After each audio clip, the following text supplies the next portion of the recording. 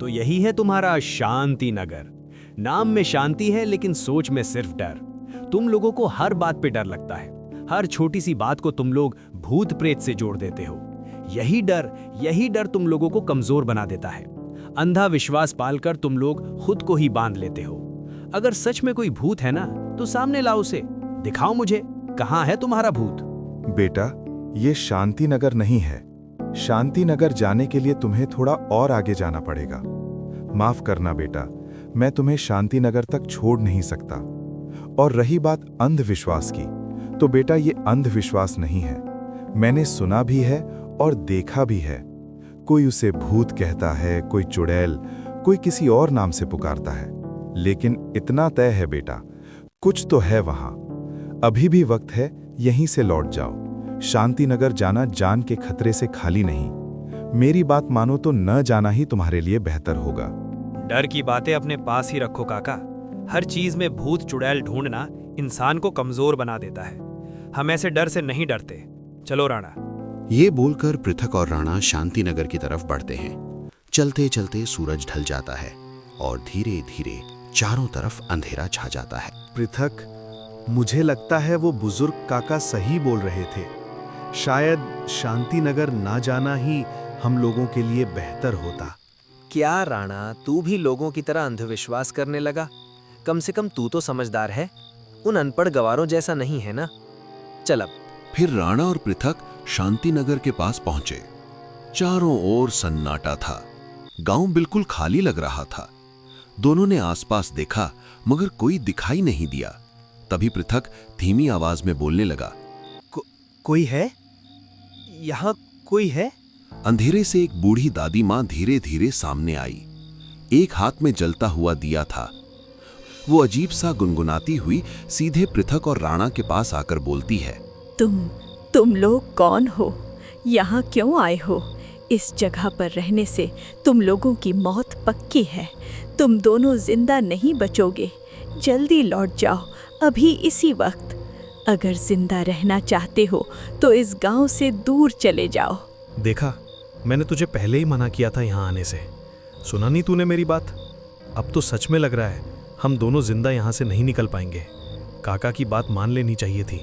तेरी वजह से ही हम इस मनहूस जगह पर आ गए। अरे यार, मैंने तुझे बोला ना, ये सब अंधविश्वास है। तू थोड़ी देर चुप कर। दादी माँ, अगर बुरा ना माने तो क्या आज रात यहाँ कहीं रहने की जगह मिल जाएगी? अगर हो सके तो हम आज रात आपके घर ही रुक जाएं। अजीब हो तुम लोग। रह तो सकते हो यहाँ, लेकिन याद रखना, जिस काम का समय आ जाता है उसे कोई नहीं रोक सकता।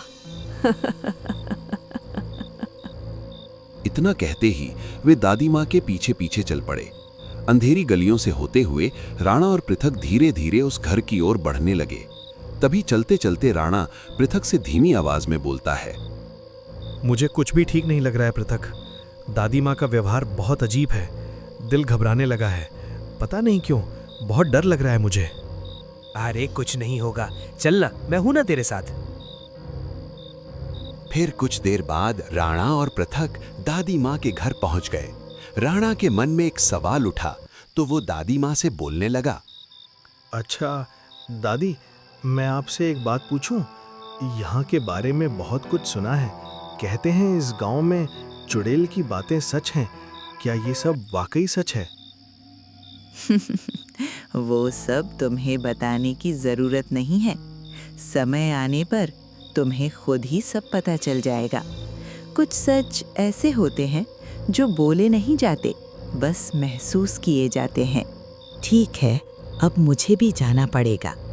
याद कर लो मेरी बात, समय आने पर सब कुछ तुम्हारे सामने खुद आ जाएगा। दादी माँ ये कहकर धीरे धीरे दूसरे कमरे में सोने चली जाती है। कमरे में फिर से सन्नाटा छा जाता है। पृथक और राणा वहीं बैठे बैठे आपस में बात करने लगते हैं। अरे यार, तुझे समझ में नहीं आता क्या? कितनी बार बोलूं, ये सब अंधविश्वास है। तू भी अब सबके जैसा ही डरने लगा है। मेरी ही किस्मत खराब थी जो मैं तेरे जैसे एक पागल को लेकर यहाँ आ गया। यहाँ ऐसा वैसा कुछ नहीं होता, समझा कर। सब दिमाग का वहम है और कुछ भी नहीं। नहीं, पागल तो मैं ही था जो तेरे पल्ले पड़ गया। अगर मुझे ज़रा सा भी अंदाज़ा होता तो मैं कभी यहाँ आता ही नहीं। अब तो बस यही सोच रहा हूँ, इस गांव से बाहर कैसे निकलूं, किसी तरह बाहर कैसे जाऊं। राणा ये बोलते ही अचानक उनके सामने से एक काला साया गुजर गया। राणा और पृथक दोनों एकदम खामोश हो गए। कमरे में सन्नाटा जम गया। तभी घबराई हुई आवाज में राणा पृथक से बोलने लगा। कौन था वो? अभी हमारे सामने से कुछ गुजरा ना, तूने भी देखा? कुछ साया जैसा, कुछ अजीब सा था। मुझे बहुत डर लग रहा है। मुझे लगता है हमें अभी इसी वक्त इस जगह से निकल जाना चाहिए। मेरी बात मान, चल अभी चल यहाँ से। अरे कोई साया वाया नहीं था, शायद कोई चमगादड़ उड़ गया होगा सामने से। तुझे बस गलतफहमी हो रही है। चुप कर अब और जल्दी सो जा, मेरा दिमाग खराब मत कर यार। पृथक की बात के बाद दोनों चुपचाप अपने अपने बिस्तर पर लेट गए। कमरे में फिर सन्नाटा छा गया और देखते ही देखते रात बीत गई। सुबह की हल्की किरणें खिड़की से अंदर आने लगीं। तभी पृथक उठकर राणा से बोलता है।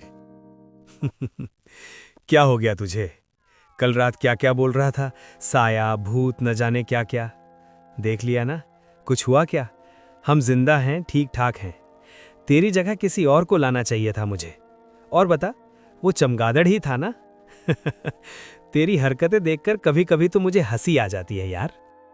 अरे नहीं यार, वो चमगादड़ नहीं था, कुछ और ही था। छोड़, तू तो वैसे भी विश्वास नहीं करेगा, लेकिन सच कह रहा हूं, कुछ तो था वहां। अरे ओ दादी माँ, कहीं दिखाई नहीं दे रही आप? कहाँ चली गई वो? दादी माँ, दादी माँ आप कहाँ हैं? अरे यहीं कहीं होंगी, इतना चिल्ला क्यों रहा है? चल ढूंढते हैं, देखते हैं कहाँ गई होंगी। दोनों आसपास दादी मां को ढूंढते ढूंढते एक पुराने कमरे तक पहुंच गए। अंदर अजीब सी ठंडक फैली हुई थी। दीवार पर दादी मां की एक बड़ी तस्वीर टंगी थी। तस्वीर पर माला चढ़ी हुई थी और सामने एक दिया जल रहा था। ये देखकर राणा घबराकर पृथक की ओर देखने लगा और कांपती आवाज में बोला। अरे ये क्या? दादी माँ की तस्वीर और उस पर माला चढ़ी हुई है। इसका मतलब दादी माँ तो मर चुकी हैं। अगर दादी माँ मर गई थी तो कल रात हमारे साथ कौन था पृथक? यार मुझे बहुत डर लग रहा है। हाँ यार, अब तो मुझे भी लग रहा है कुछ गड़बड़ है। दादी माँ की तस्वीर यहाँ माला के साथ, तो फिर कल रात हमारे साथ कौन था? इस मामले में तो मेरा भी दिमाग काम नहीं कर रहा। क्या दादी सच में मर चुकी थी? तुझे अभी भी समझ नहीं आ रहा क्या? दादी माँ सच में मर चुकी हैं। कल रात जो हमारे साथ था वो दादी माँ नहीं थी। वो दादी माँ का रूप लेकर कोई और ही काला साया था। मैं अब एक पल भी यहाँ नहीं रुकूंगा। मुझे इस गांव में नहीं रहना। तुझे रुकना है तो रुक, मैं अभी इसी वक्त यहाँ से जा रहा हूँ।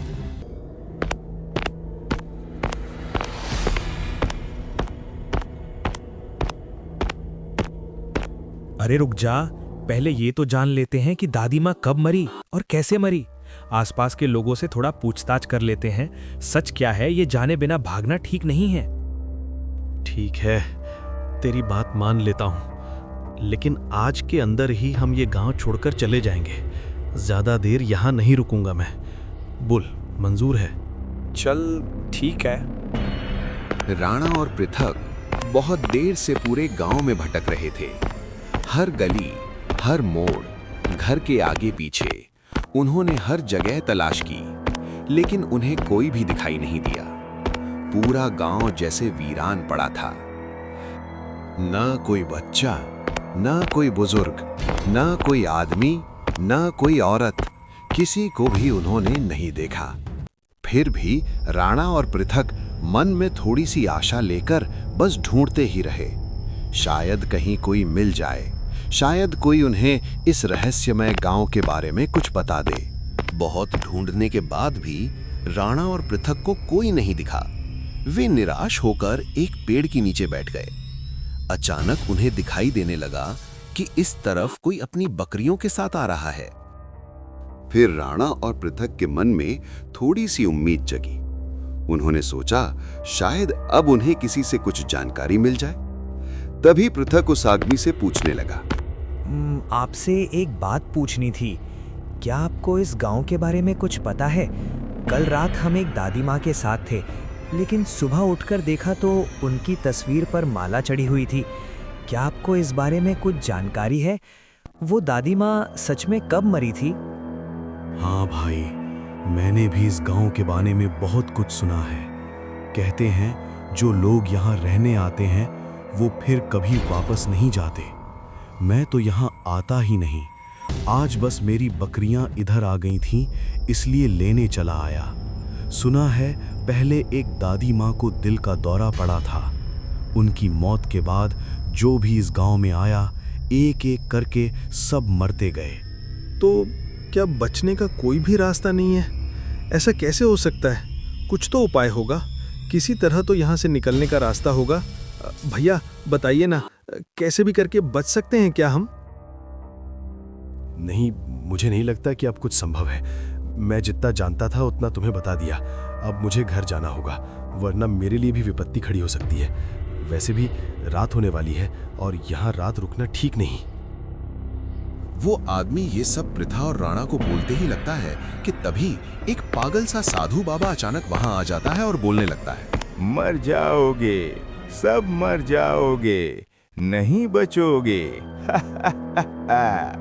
अगर सच में बचना चाहते ना, तुम लोगों की मौत पक्की है, पक्की।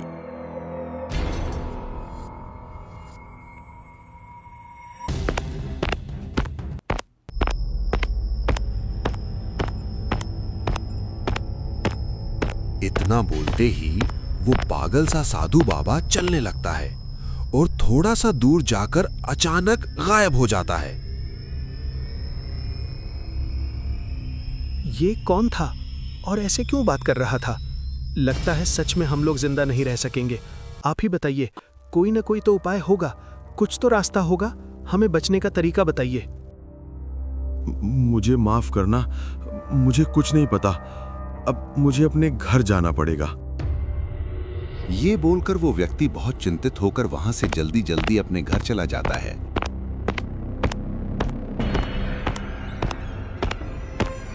फिर राणा और पृथक दोनों गांव से बाहर निकलने का रास्ता ढूंढने लगते हैं। वे काफी देर तक इधर उधर भटकते रहते हैं, हर तरफ जाने की कोशिश करते हैं, लेकिन राणा और पृथक को बाहर जाने का कोई रास्ता नहीं मिलता। जिधर भी जाते हैं रास्ता घूमकर फिर उसी गांव में वापस ले आता है। तभी राणा पृथक से कहता है, हम लोग नहीं बचेंगे पृथक। मुझे लग रहा है थोड़ा ही देर में अंधेरा हो जाएगा, और अगर अंधेरा हो गया तो हम इस गांव से बाहर नहीं निकल पाएंगे। सब खत्म हो जाएगा, हम लोग यहीं खत्म हो जाएंगे। मुझे माफ कर दे राणा, सब मेरी ही गलती थी कि मैंने तेरी बात नहीं मानी। वो बुजुर्ग काका ने भी मना किया था, मुझे उनकी बात भी मान लेनी चाहिए थी। मेरी ही जिद थी, मेरी ही गलती है। लेकिन सुन, हम आखिरी सांस तक कोशिश करेंगे। मैं तुझे कुछ नहीं होने दूंगा, आखिरी दम तक तेरे साथ खड़ा रहूंगा मेरे दोस्त। रात हो गया था। राणा और पृथक एक जगह चुपचाप बैठे रहे। रात के 10 बज चुके थे। दोनों के मन में अलग अलग भाव चल रहे थे। राणा के मन में गहरा डर था और पृथक के मन में थोड़ा हिम्मत, थोड़ा डर। दोनों बस चुपचाप बैठे रहे, किसी से कोई बात नहीं, बस खामोशी। अचानक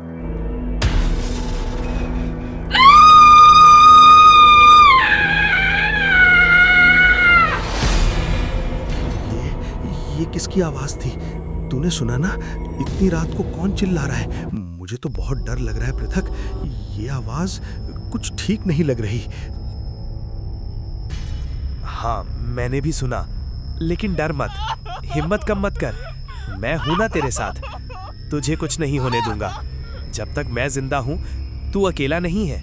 पृथक के इतना बोलते ही अचानक उनके सामने एक डरावना सा दानव जैसा कुछ आकर खड़ा हो जाता है। उसकी आंखें बड़ी बड़ी और अजीब सी थीं। उसके शरीर से गंदी बदबू आ रही थी। चेहरा इतना भयानक कि उसे देखकर ही रूह कांप जाए।